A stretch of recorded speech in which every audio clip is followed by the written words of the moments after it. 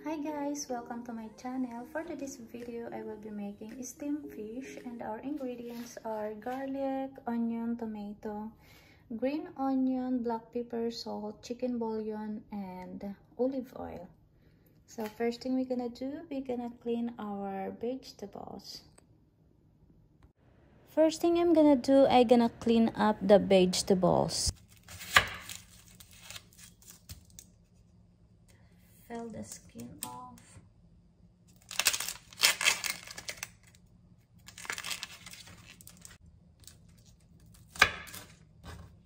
I'm gonna take off the old leaves.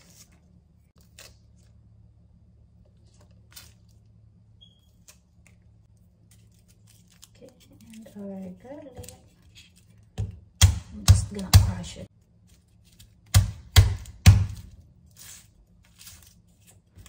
Ayan, linisin lang po natin ang ating mga vegetables. Ayan, ito yung medyo matrabaho guys, yung mag-prepare. Okay, that's it. Now, we're gonna wash it. So, let's wash our vegetables. Ayan guys, na-wash ko na yung vegetables. Nakalimutan ko na naman yung aking camera guys. Akala ko naka-on kanina. Ayan, na-chop ko na yung onion at saka yung garlic without my camera on. So, here we go again guys. Okay, so now I'm chopping the tomato and then now I'm gonna chop the green onion. The green onion. About 2-inch long yung green onion po natin. Ayan, so that's perfect.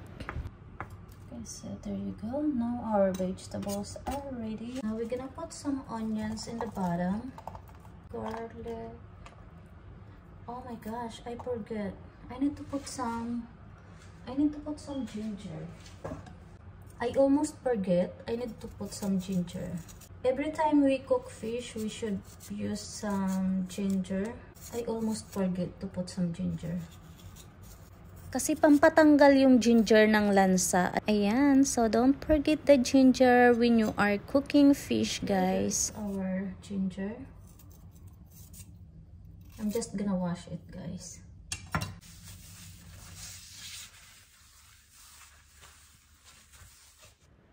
And then, i-chop ko lang po yung ginger ko into stripe. Yung maliliit siya na pahaba.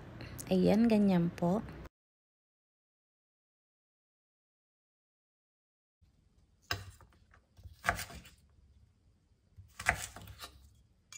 Okay, so there you go. Let's move it over here. Now I'm gonna put some ginger in the bottom as well. And the green onion. Now I'm gonna put the fish. Okay, there you go. Now I'm gonna put some salt. That's it. Black pepper. That's it. And chicken bouillon. Halos lahat ng niluluto ko guys, ginagamitan ko ng chicken bouillon. Now I'm gonna put the tomato. Tomato on top. Some onions.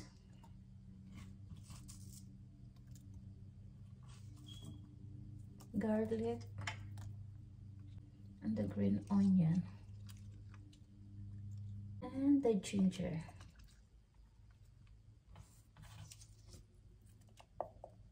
There you go. Now I'm gonna put some olive oil.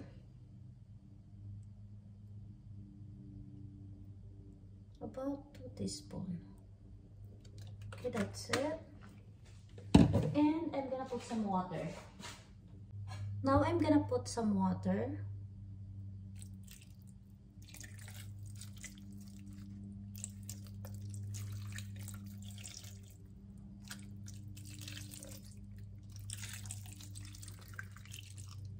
Okay, that's it. Now I'm gonna put the lid on and we're gonna start cooking our steamed fish.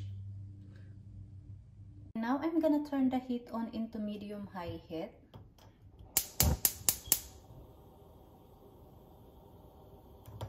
And we will get back into it after 15 minutes or until our fish is cooked. Let's check our fish. So here it is, guys. It's not done yet, but almost. Let's put the lid back on. Plating time, guys. Now I'm gonna turn the heat off. There you go. Here we go, guys. This is our finished product of our steamed fish. It's looking so delicious. It smells so good, guys. It's really yummy. So yeah, this is for my lunch today. So ayan, guys, you should try this recipe, guys. Napakadali lang po gawin at saka kunti lang po yung sangkap na kailangan. And then may masarap ka na pong ulam. At saka very healthy po siya. Yes, very healthy ang ating fish. Guys, dito po nagtatapos ang ating recipe sa ating fish at ang ating susunod na recipe ay beef kare-kare. So this is another quick and easy recipe, guys. This is another yummy dish. And our ingredients are kare-kare mix, salt, black pepper, garlic, onion, olive oil, peanut butter, and this is our meat. Pinalambot ko na po to siya, guys, ng 2 hours. So malambot na po siya. At ang ating gulay ay sitaw, pichay, at saka talong. Wala po akong puso ng saging. So ito lang po yung gulay ko na ilalagay sa aking kare-kare. So without any further ado, let's get started. Now, I gonna turn the heat on into medium-high heat. Ngayon ay ilalagay ko na po ang aking olive oil. That's it. Ngayon ay gigisa ko na ang aking sibuyas.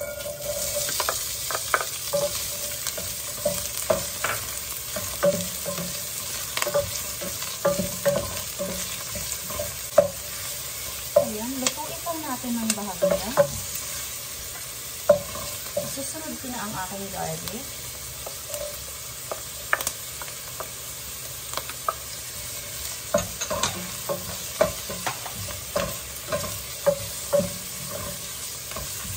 Lutuin lang po natin siya ng bahagya. So ngayon ilalagay na po natin ang ating karne.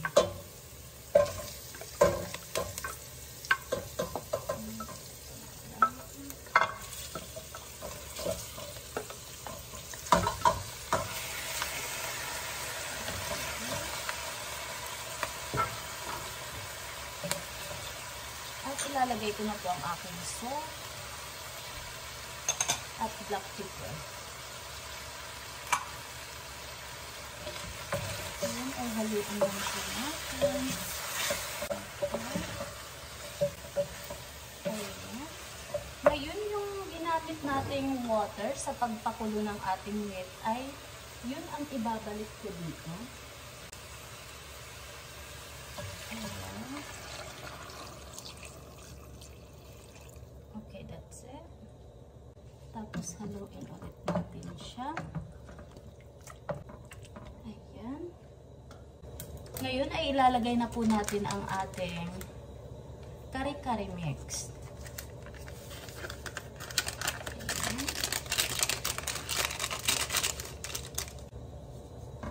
Haluin po natin.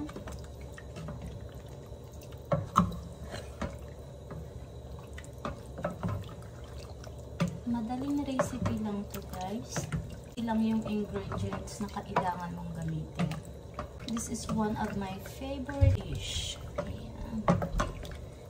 Ayan. Ngayon ay mag-a-add po ako ng peanut butter.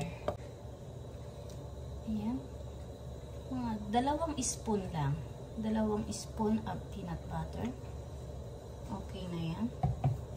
Kasi gumamit po tayo ng kare-kare mix. So, hindi natin kailangan ng maraming peanut butter.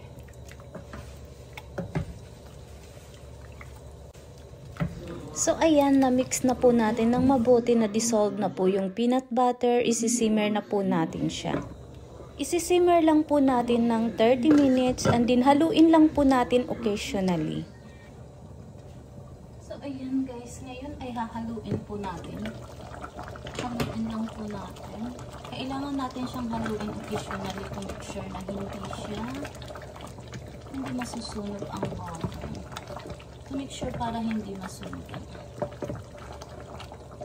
Ayan, haluin lang po natin.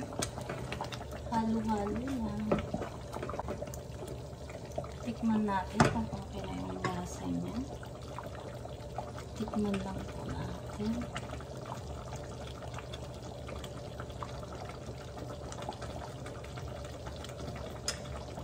Ayan, perfect na po. Hindi na ako magdadagdag ng asin. Tama na po yung lasa niya. Ngayon, ay ilalagay ko na po ang aking gulay. Una kong ilalagay ang aking talong. Parang ang dami ng gulay ko. Hindi ko siya uubusin. At saka sitaw.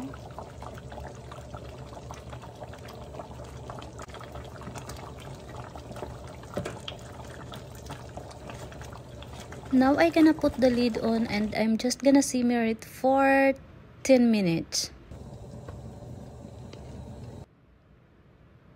Ayan guys, nakalimutan ko ipakita yung paglagay ko ng pechay. Ayan, akala ko naka-on yung camera ko, yung pala hindi. Ayan, luto na po guys ang ating kare-kare. Plating time na po tayo. This is done.